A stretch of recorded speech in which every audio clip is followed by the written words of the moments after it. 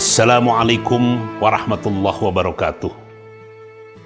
A'udzubillah, bismillah, alhamdulillah. Allahumma salli ala Sayyidina Muhammad wa ala ali Sayyidina Muhammad.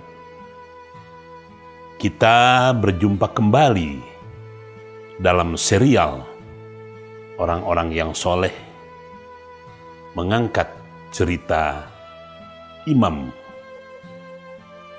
Sa'id Al-Musayyib. Apabila pada episode 1 diangkat menantu oleh Abu Hurairah, episode kedua bagaimana Imam Sa'id bin Al-Musayyib menunjukkan kegigihan, keseriusan dalam beribadah.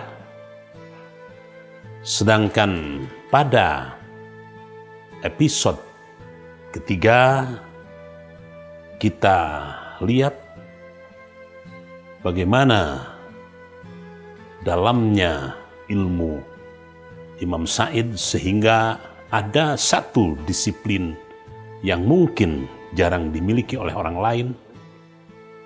Beliau menguasai ilmu tabir mimpi. Maka pada episode keempat ini kita ingin mencoba menyimak, mengupas, membedah sisi lain dari kehidupan Imam Sa'id bin Al-Musayyib dari sisi yang lainnya. Imam besar ini termasuk salah seorang yang sangat sabar dan kesabarannya sangat luar biasa. Dalam pembicaraan sahabat-sahabatnya sesama tabi'in, ada salah seorang yang nyeletuk begini, sedemikian rupa tingginya kesabaran Imam Sa'id. Kalau Rasulullah sekiranya masih hidup, pasti Rasulullah akan menepuk punggung Sa'id sekaligus akan mendoakan. Karena cobaan yang dialami oleh Imam Sa'id ini selain sangat sering, intensitasnya itu Masya Allah juga cukup berat untuk kondisi seperti itu, untuk kondisi waktu itu. Baik, Imam Sa'id Al-Musayyib karena posisinya sebagai ulama, ketika itu beliau mendapat jatah khusus dari kesultanan dalam bentuk tunjangan yang jumlahnya terus bertumpuk sampai 30.000 dirham. Oleh orang-orang Baitul Mal selalu diingatkan, selalu disampaikan, ya Imam, ada jatah Anda dari Baitul Mal kurang lebih 3.000 dirham. Ini bukan jumlah yang sedikit. Namun apa jawaban dari Imam Sa'id? Maaf, aku tidak berhak untuk mengambil, menerima, sekaligus memanfaatkan uang tersebut. Masih banyak, nah ini jawabannya, masih banyak orang-orang lain yang lebih layak untuk memanfaatkan dana tersebut. Akhirnya untuk kehidupan sehari-harinya, Imam Sa'id Al-Musayyib hanya dengan berjualan minyak wangi. Kita bisa membayangkan berapa sih keuntungan dari jual minyak wangi. Nah, karena popularitasnya, karena kealimannya, karena kewarwannya, dia berusaha untuk menghindar dari kehidupan dunia sampai terbangun satu jiwa, satu kepribadian yang memiliki integritas yang sangat tinggi. Nah, karena prinsipnya suatu ketika pada saat Imam Sa'id sedang berada di masjid, ketika itu ada kunjungan dari kerajaan Umayyah yang berpusat di Damaskus. Datang salah seorang panglima perang dan menteri pertahanan yang ketika itu popularitasnya lebih daripada khalifah, yang bernama Hajjaj bin Yusuf As-Saqafi. Panglima ini bukan main, sangat kejam. Tidak sedikit para ulama yang dibunuh atas perintah Hajjaj bin Yusuf ini hanya karena persoalan-persoalan yang sepele. Ya maklumlah, mungkin Hajjaj ini agak kurang menghayati yang namanya ajaran agama. Pada saat sholat, terlihat oleh Imam Sa'id Al-Musayyib ada beberapa kesalahan yang cukup fatal yang dilakukan oleh Hajjaj bin Yusuf pada saat sedang sholat. Karena ketidaksabarannya, karena rasa ingin mengingatkan yang sangat tinggi, akhirnya Imam Sa'id Al-Musayyib mengambil sebuah kerikil dan dilemparkan kerikil ini ke tubuh Hajjaj bin Yusuf. Tentu saja Hajjaj sangat merasakan bahwa ada sesuatu yang terlempar ke dalam tubuhnya. Karena seorang panglima, dia langsung menoleh. Siapa yang melakukan itu? Aku? Oh, siapa Anda? Saya Sa'id bin Al-Musayyib. Oh, kenapa Anda melempar saya dengan kerikil itu? Maaf, Hajjaj bin Yusuf, tatkala kamu melaksanakan sholat, banyak sekali kesalahan-kesalahan yang tidak sesuai dengan ketentuan fikih. Akhirnya Hajjaj hanya merunduk dan langsung keluar dari masjid. Inilah bukti orang yang seperti Imam Sa'id Al-Musayyib ini memiliki prinsip. Tidak pandang bulu siapa itu Hajjaj, padahal dikenal sangat kejamnya, dilempar dengan kerikil. Dalam kesempatan lain, suatu ketika Khalifah Malik bin Marwan berkesempatan menunaikan ibadah haji. Setelah dari Mekah, seperti kita, berziarah ke Madinah, ke Masjid Nabawi, berziarah ke makam Rasulullah Sallallahu Alaihi Wasallam. Begitu masuk masjid, kaget. Khalifah Malik melihat ada seseorang yang sudah sangat tua, tetapi dikerumuni oleh sekian banyak orang. Akhirnya Khalifah Malik menugaskan salah seorang pengawalnya, coba cari informasi siapa orang tua yang dikerumuni orang sedemikian rupa banyaknya. Orang-orang mendengarkan dengan seksama ceramahnya. Singkatnya cerita, pengawal ini cari informasi, oh ternyata yang sedang dikerumuni adalah Imam Sa'id bin Al-Musayyib. Akhirnya Imam Malik, pengawal, beritahu Sa'id supaya menghadap kepadaku. Itu kata-kata yang disampaikan oleh Khalifah Malik. Khalifah Malik ketika itu kekuasaannya sudah hampir sampai Andalus, sampai Spanyol. Dia raja besar dan berpusat di Damaskus. Jadi ibu kota kerajaan dinasti Umayyah ketika itu berada di Damaskus. Begitu mendengar permintaan dari pengawalnya ini, Imam Sa'id Al-Musayyib berkata, Siapa yang punya kepentingan? Aku atau dia? Kalau dia yang punya kepentingan, datang kepadaku. Ini sebuah kata-kata yang sangat tajam dari seorang imam yang namanya Imam Sa'id Al-Musayyib. Mestinya umaro yang datang ke ulama.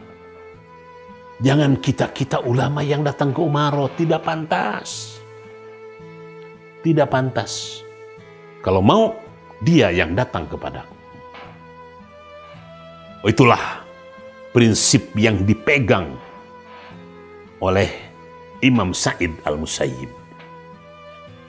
Namun, peristiwa ini berlalu begitu saja. Ya. Dan Imam Malik masih bisa menahan diri. Suatu hari, Imam Malik ini mendengar permohonan dari putranya yang bernama Walid. Sampai ke telinga Walid bahwa Imam Sa'id ini mempunyai anak yang sangat cantik. Kecantikannya tersebar ke seluruh kota Madinah. Disampaikanlah keinginannya, dan akhirnya Khalifah Malik mengutus beberapa orang menterinya untuk datang ke kediaman Imam Sa'id Al-Musayyib. Datang, siapa tuan-tuan? Oh, kami utusan dari Khalifah Malik bin Marwan. Apa gerangan tujuan utama dari rombongan ini?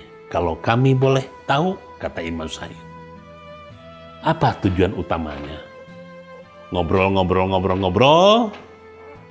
Sampailah akhirnya ke pokok pembicaraan.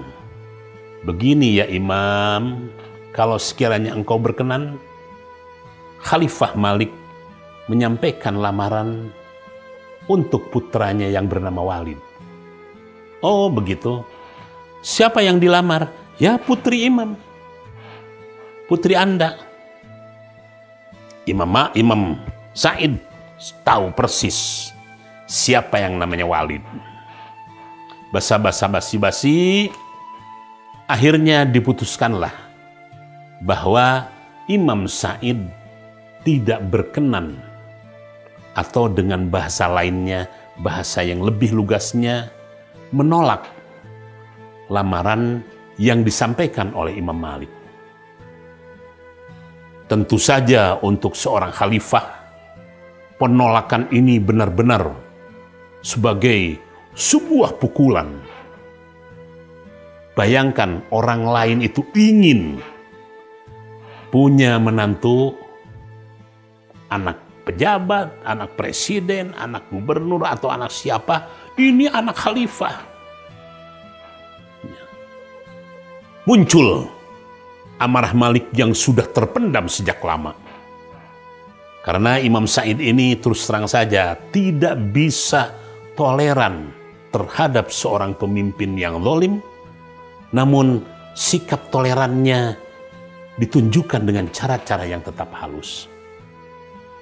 Begitu lamaran Khalifah Malik ditolak, ketika itu juga Khalifah Malik memerintahkan kepada para pengawalnya untuk mencambuk Imam Sa'id 100 kali. Dan ketika itu kebetulan sedang musim dingin. Kan kita tahu di negara Arab itu ada 2 musim. Ada musim panas, musim dingin. Kalau sudah panas ada kalanya sampai 50 derajat. Kalau sudah dingin ada kalanya sampai 2 atau 3 derajat. Ini pas kebetulan sedang musim dingin. Dicambuklah Imam Sa'id sampai 100 kali. Dan ini pengalaman pertama Imam Sa'id dicambuk oleh yang namanya pengawal Khalifah Malik. 100 kali, ini pengalaman pertama dicambuk. Setelah itu disiram dengan air yang dingin. Bayangkan, seorang ulama besar yang sangat disegani hanya gara-gara menolak lamaran khalifah. Apa yang diterima? Hukuman, dicambuk dengan cemeti sampai 100 kali. Tetapi walaupun demikian, Imam Sa'id tidak berubah. Tidak berubah pikirannya, tidak berubah prinsipnya, pokoknya tetap menolak. Ini pengalaman pertama dihukum dengan dicambuk 100 kali cemeti. Akhirnya setelah keluar sengaja dihinakan Imam Sa'id ini dengan dipergunakan kain sutra. Maaf, untuk seorang imam dipergunakan kain sutra adalah itu sebuah penghinaan.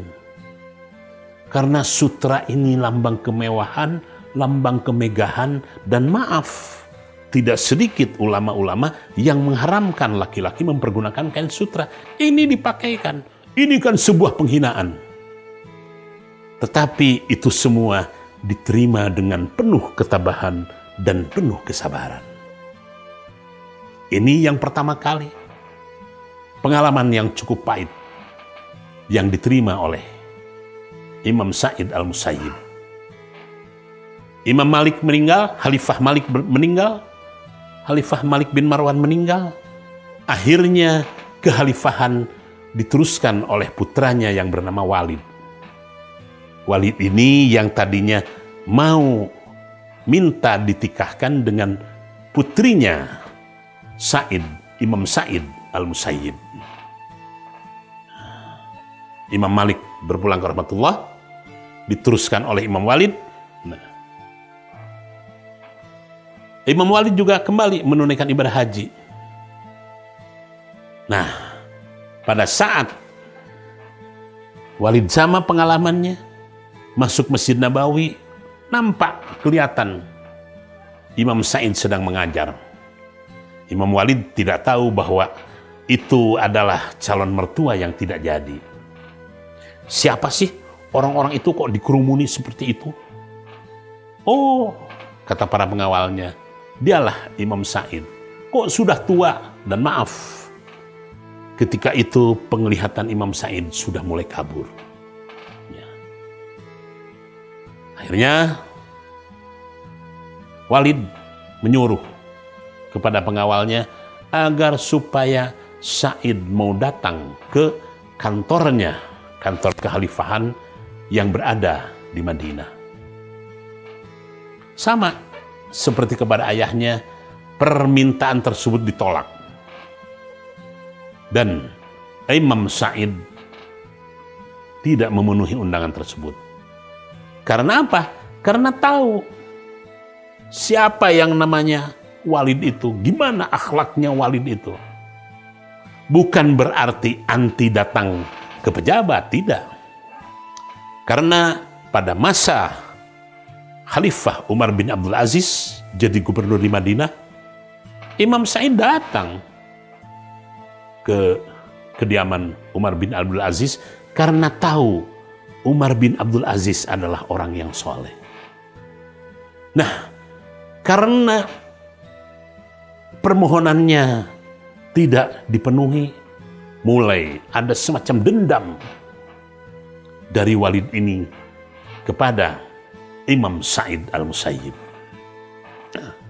Suatu ketika Abdullah bin Zubair atau Ibnu Zubair diangkat menjadi gubernur Madinah.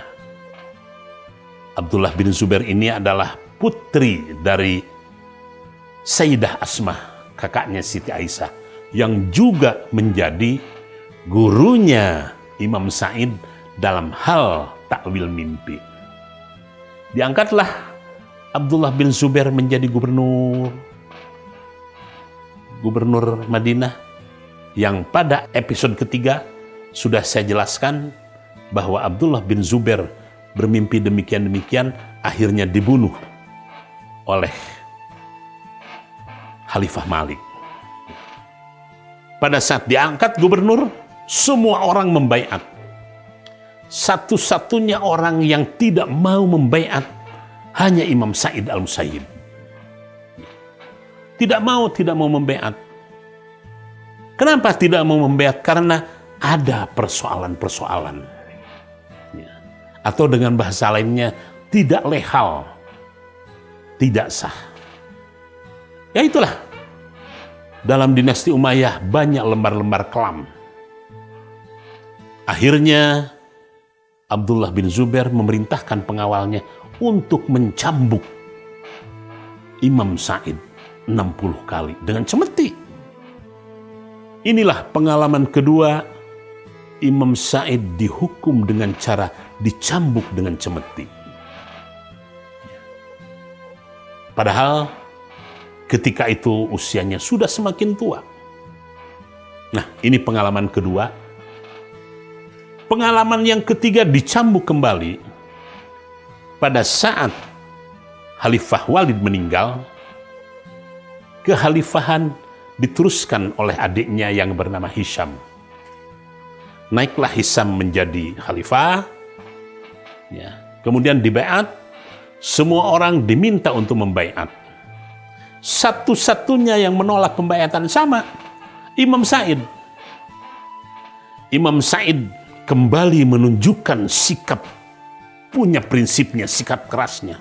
Enggak, saya nggak akan membaiat. Saya tahu siapa dia. Masya Allah, cobaan yang diterima oleh Imam Sa'id nampaknya tidak pernah berhenti.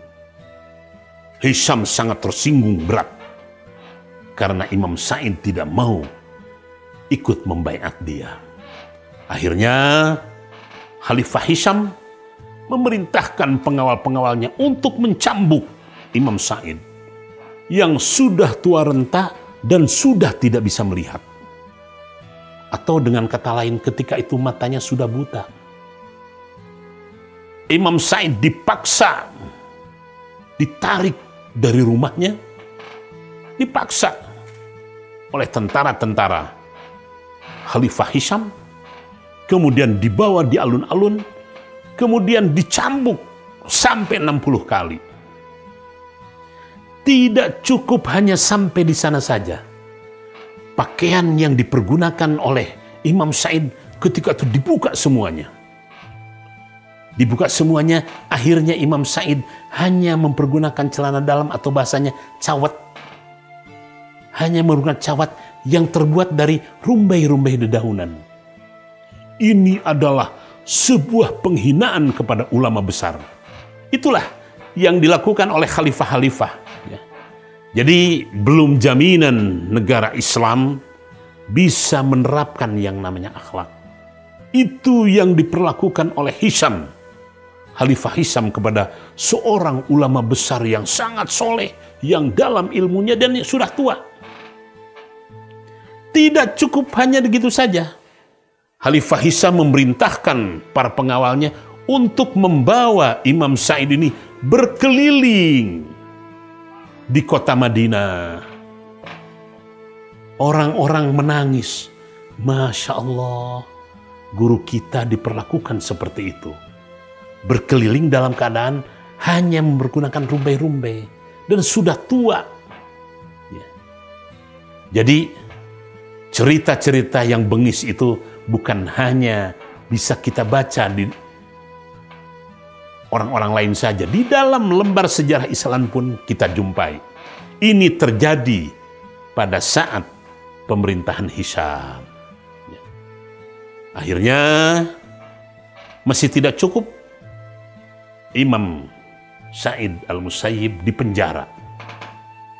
Dan satu kekejamannya, tidak boleh ada keluarga satu orang pun yang boleh menjenguk keberadaan imam. Dalam keadaan sendiri, ya. Alhamdulillah, pada saat Hisham meninggal digantikan oleh adiknya, akhirnya Imam Sa'id bisa keluar. Nah, walaupun berulang kali, yang kami angkat hanya 3 kejadian saja, sebetulnya terlalu sering cobaan hukuman yang dicatuhkan kepada Imam Sa'id ini. Tetapi Imam Sa'id tetap istiqomah, tidak berubah pemikirannya. Kalau orang sekarang mungkin sudah wah, ya. Inilah beberapa cuplikan-cuplikan dari riwayat Imam Sa'id Al-Musayyib sebagai ulama besar, tetapi Masya Allah, penderitaan demi penderitaan menimpa dirinya. Mudah-mudahan dari pelajaran ini, dari riwayat yang singkat ini, kita bisa menarik hikmah. Ternyata ujian seorang ulama pun cukup besar.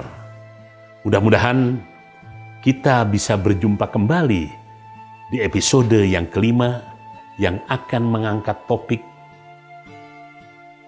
santri yang miskin tetapi soleh diangkat menantu oleh Imam Sa'id Al-Musayyib.